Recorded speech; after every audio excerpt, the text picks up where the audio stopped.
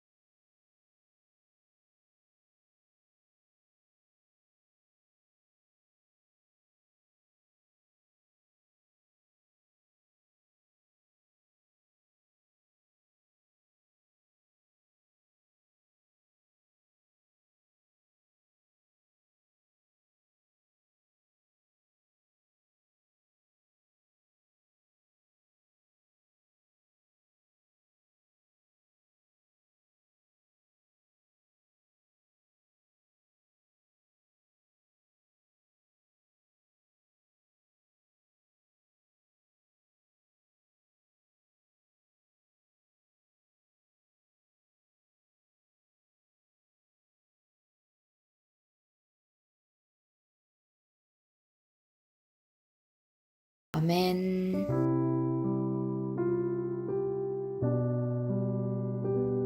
싸워봤자 지는 싸움이라는 것이 있습니다. 골리앗과 다윗은 싸워봤자 다윗이 지는 싸움이었습니다. 기드온과 300명의 용사들과 미디안의 싸움 역시 싸워봤자 지는 싸움이었습니다. 이런 싸움은 하지 않는 것이 좋습니다. 오늘 본문의 싸움이 바로 싸워봤자 지는 싸움의 전형적인 모습이었습니다. 1절에 보면 신할왕 아므라벨과 3명의 왕이 연합군을 형성해서 쳐들어왔습니다. 소돔왕과 고모라 왕이 팔레스틴 지역에서 소위 잘 나가는 왕이었지만 결국 그들에게 조공을 바치는 신세가 되었습니다. 그러다가 13년 되는 해에 배반을 하고 전쟁을 치르게 됩니다. 신할, 즉 바벨과 다른 왕들은 당시 메소포타미아 지역이라고 하는 가장 강력하고 발달한 문명을 가진 왕들이었고 수적으로도 우위였습니다. 얼마나 전쟁의 능력이 뛰어났는지 5절에 보면 14년째가 되던 해에 르바, 수스, 엠 족속 등을 쳤다는 이야기가 등장합니다. 신명기 2장에도 나오는 이 족속은 거인족들입니다. 당시 전투의 민족이라고 불리던 이 거인족들은 4개 연합군에 의해 추풍낙엽처럼 패배하였습니다. 물론 배반하였던 소돔과 고모랑 역시 연합군을 형성해서 5개 연합군으로 맞서지만 그들 역시 메소포타미아 지역에서 온 4개 연합군을 이길 수는 없었습니다. 이 전쟁으로 말미암아 소돔과 고모라에 갔던 아브라함의 조카 롯 역시 포로로 끌려가서 노예가 될 운명에 처했습니다. 이 소식을 들은 아브라함은 318명의 사병을 거느리고 가서 연합군을 박살내고 조카 롯을 구해옵니다.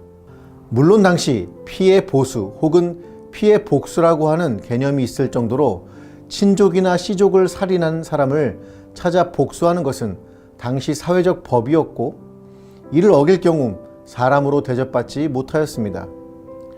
살인뿐 아니라 친족과 씨족에게 해를 입힌 사람들에게 보복하고 특히 끌려간 이들을 찾아오는 것이 당연하게 보일 수 있습니다. 그런데 13장에서 아브람과 롯의 목자들이 우물을 가지고 다투었을 때 롯은 아브람을 뒤로 하고는 자신이 보기에 야훼의 동산과 같은 소돔과 고모라로 간 상황이었습니다. 괘씸한 조카 롯을 위해 이렇게 지체 없이 자신의 위협을 무릅쓰고 아브라함이 가야 할 필요가 있었을까라는 생각이 듭니다. 소돔과 고모라 왕들이 합친 5개 연합군도 치고 당대 가장 위력적인 거인들도 패배시킨 메소포타미아의 4개 연합군과 싸워봤자 지는 싸움이었습니다. 자신을 무시한 조카 롯, 과연 그를 구하기 위해 목숨을 건 싸움이 필요했을까요? 정말?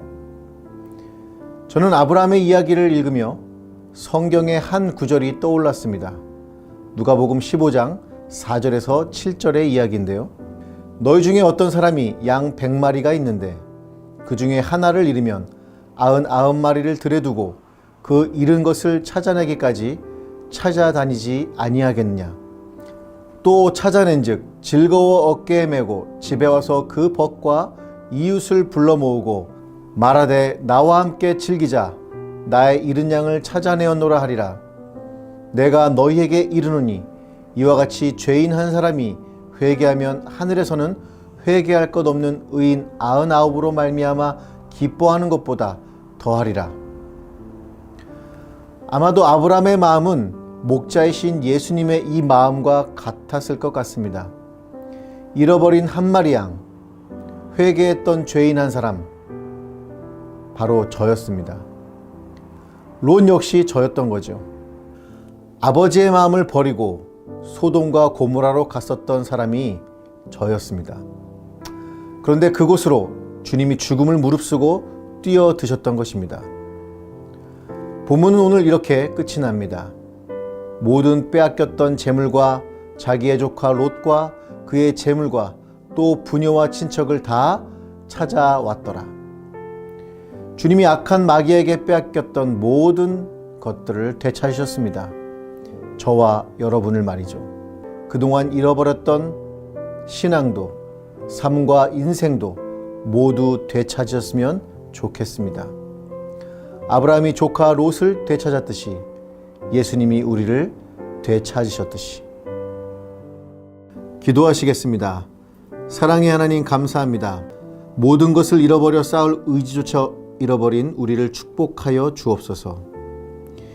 잃어버린 저를 위해 십자가에서 죽으시고 부활하셨듯이 오늘 우리 인생 가운데 오셔서 모든 것을 되찾게 하여 주옵소서. 저의 모든 것이 되신 주님을 다시 찾게 하여 주옵소서. 예수님의 이름으로 기도드립니다. 아멘.